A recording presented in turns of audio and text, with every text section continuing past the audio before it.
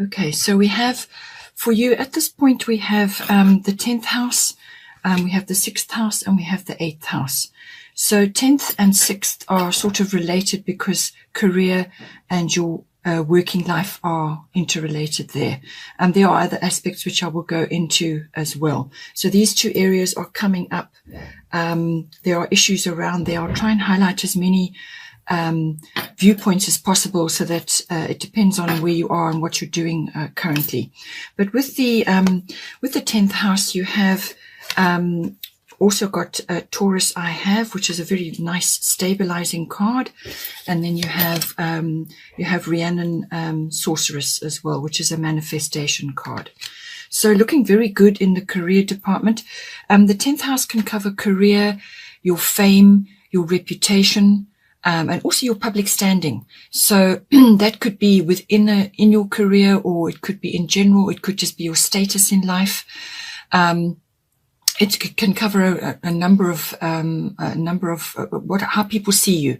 So whether that's within your organization or in the world in general, how people look at you, and whether you sort of married or unmarried, an employer or an employee, an entrepreneur or a public figure. There's various ways that this can manifest, but it's everything to do with your outward persona in the world, how they see you.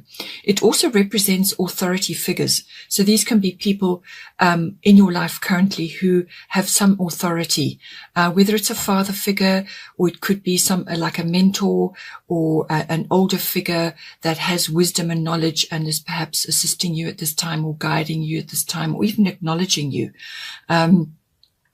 It could be even a guru, if it's got that aspect for you, somebody that you admire and look up to. It can also cover authoritative institutions. So this can be the police, the military, or banking, or any kind of large and authoritative institution. It can even be government as well. So maybe you're in the political arena at this time. What the Taurus card is saying to you is that things are starting to stabilize. So this can be also the accumulation of funds as well. So you may be really being acknowledged from a monetary point of view, being rewarded for what you're doing. So stability is coming in. It can also be the feeling of being stable in your position, and that things are going along. There's lots of growth, there's lots of possibilities ahead of you, but it's something that you are growing yourself, or you have grown. This may have been, you may have been working on certain things from earlier on in the year, and now it's starting to manifest because and the 10th house, you have 4 and 3 equals 7, so July. So something that you have been working on really quite hard is now starting to bear fruit. But this is the card of growth. It's your garden of possibilities. So really your opportunities are many. It can be physical land as well. It can be to do with real estate, property. It could be you in your garden, or buying a piece of land, or somehow involved in transactions to do with real estate. So that could be a career, or it could be an interest of yours, or something that you're investing in currently. So all of those aspects come into the Taurus card because it is an earth sign. So all earthy related activities. It's a very sensuous card as well, but it's really about home comforts and the accumulation of funds. So, money matters will feature, accounting, banking, assets and currency, things like that. All of those aspects may be coming in for you with this card, and that's very much related to the 10th house.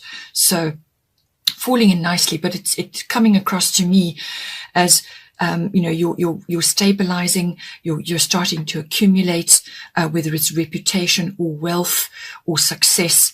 It's all coming to you, and you're going to be enjoying this this feeling of stability and security in your life at this time.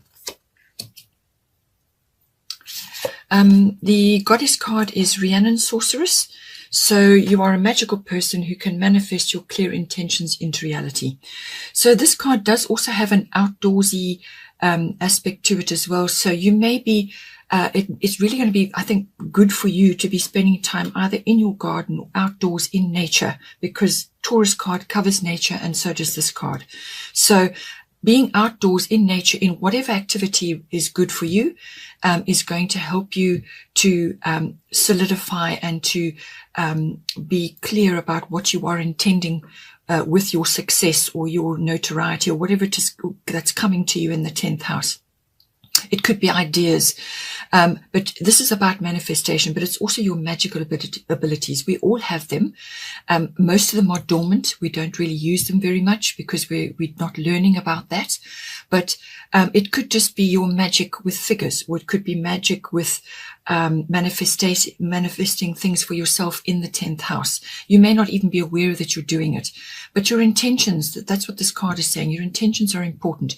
What are you going to do with the success or the money or the wealth or the notoriety or the fame or whatever is coming to you? What are you going to do with that? It could even be, as I said, you have a mentor who's guiding you at this time.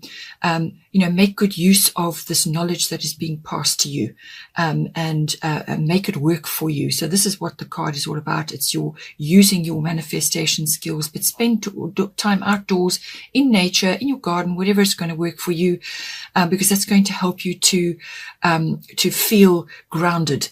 And when you are grounded, then you can make some really solid decisions, which is what the Taurus card is all about. And you need to be doing that in your 10th house as well. So with that sort of notoriety or success or wealth or, just building a solid foundation, with that coming in for you, the 6th house is going to be affected. The 6th house is your house of your work routines, your workplace, your work colleagues, your work projects, whatever it is that you're doing. If you don't necessarily go to a workplace, this can be your mastery of your craft. So you may be a very creative person. Perhaps you create things at home, or you work from home, or you spend a lot of time outwards in the world. Perhaps you're a photography, whatever it may be, mastery of your craft. Okay, whatever is your speciality. The card at the bottom is Black Moon Lilith Mystery, and the card at the top is Hathor Receptivity.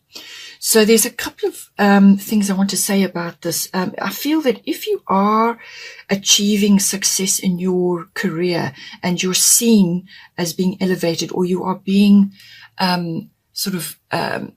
noted for your work, your contribution, whatever it is you're doing in your 10th house, it's going to spill over into your workplace possibly as well, or people around you. And with the Black Moon Lilith card, it's saying that it's possible that there are people around you who are a little bit jealous or envious or uncomfortable with your success. They are looking at you and feeling as if they have been overlooked, or they have been somehow passed over or not acknowledged in some way. And you could be on the receiving end of those undercurrents, those feelings going on. So, this card is also the darker feminine, which is heightened intuition. Heightened intuition also comes up in this card, and it's coming up again later on as well. So it seems to me that your intuition has been activated. Now, you are an intuitive sign. You are a Sagittarius anyway. So that is part of your nature, but something is being activated for you at this time. So there could be that. It's possible also that you are feeling like that about something. You are feeling a little bit, grappling with those darker emotions about someone or something. And perhaps you feel that you need to be doing more, or that you should have been receiving more. So it's possible, but I feel that it's the other way around. I feel that you are in the limelight in some way, and that you are being noticed, and you are being, you are starting to make progress, and that you're successful, and there's opportunities to, to really move forward in your life. And there may be people around you who are uncomfortable with that. That's their story that they are projecting onto you. So don't allow that to deter you. It could also be that in your 6th house, you may have tasks which are being given to you. Now, this is the other side of the 10th house. You may have an authority figure who is really putting you through your paces at the moment. And you may just feel that you're a little bit overwhelmed, or there's too much on your plate, and you may just have to stand your ground about some issue. It could be that as well, which is work-related. or it could be just that you've got a lot of things going on. So there are undercurrents. Undercurrents going on in the workplace. It could also be that, there's some issue which you need to deal with in your work house, your house of work, your daily routines and so on. There's something that you need to deal with, but you haven't got all the facts yet. So there's some element of mystery there going on. It could be, that you perhaps need to move forward or make a decision, but you're just uncertain about how to do that because you haven't got all the facts. There are undercurrents. There's things that are not clear right now. So it could be that as well. The sixth house also covers health and diet, well-being, and it's also the house of pets. So when we go through the health aspect of it, the well-being side of it, there could be perhaps an unplanned birth or something like that, or it could be to do with your sensual nature, your sexuality, and feeling aroused and passionate, really, really passionate about someone possibly or something. So that could be coming up because it covers your health, diet, your well-being, and so maybe you are focusing on that at this time, and that may come in for you as well. But I feel that there might be a very strong work emphasis here. It is possible that you have birth or issues to do with birthing coming up, because Hathor covers children, the birthing of children, conception and so on, adoption and custody and so on. And so does this card. So it keeps coming up, and the eighth house also covers birth. So it could also be that you're birthing something at this time, and you are a new daily routine, a health routine, a diet. Perhaps you're tackling something, or it could be something to do with work. Perhaps you're changing things the way you're doing, but you're kind of bringing something into being, and you may just have to deal with various types of issues going on in your environment. Hathor is the card of receptivity. Allow yourself to receive. This will increase your intuition, energy, and ability to give to others. So as I said, she does also cover birthing, child conception, custody, adoption. All of those sorts of things may come in. But she's also about, first of all, receptivity. So because of perhaps you are receiving notoriety in your 10th house, you're receiving rewards for what you're doing, or you are starting to make progress and you're starting to accumulate funds and so on. It could be that you have a bit of a block when it comes to receptivity. So this is a feminine quality, whether you're a masculine or a feminine, doesn't matter. But receptivity is a feminine quality where you open yourself up to receiving. So let go of guilt or any kind of attachment to receiving. So it's great to give to others, or to whatever is going on in your situation, but it's also important to receive. The two have to be balanced, because if they're not balanced, then you cannot actually harness abundance for yourself. You can't do it because you're out of balance. So you've got to be able to give, but you must also be able to receive. So if you've got a block about that, where you feel, when somebody is saying to you, gee, you're doing really well, I commend you on this, and I really like the work you're doing, or, your fame is starting to rise, or your reputation is on the rise, and people around you are noticing that, then be receptive, handle it with grace and gratitude, but be receptive to it. Don't block that energy, because if you block that energy, then you block your abundance, and whatever abundance is coming to you, you won't be able to manifest it properly. So receiving is just as important as giving. So make sure that you are aware of that. This card can also be, when it comes to receptivity, it's also about intuition. As I said to you, there may be things going on, undercurrents going on in your working life, which you're picking up.